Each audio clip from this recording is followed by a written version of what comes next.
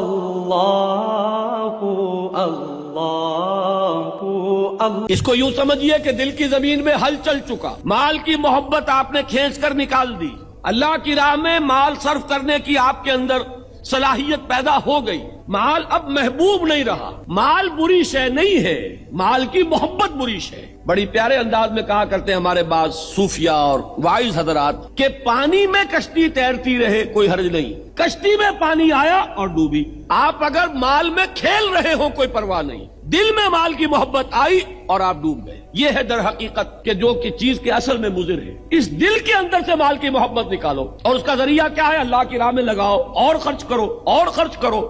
یسألونک ماذا ينفقون قل العفو، جو بھی ضرورت سے زائد ہے دے ڈالو، یہ ہے وہ آخری معیار مطلوب۔ اچھا، اب اگر یہ کر جاؤ گے، اب ایمان کی بہار آئے گی، اور وہ کیا ہے؟ اس کے لیے تعبیر والذین آمنوا باللہ ورسلہ اولئک ھم الصدیقون والشہداء عند ربہم۔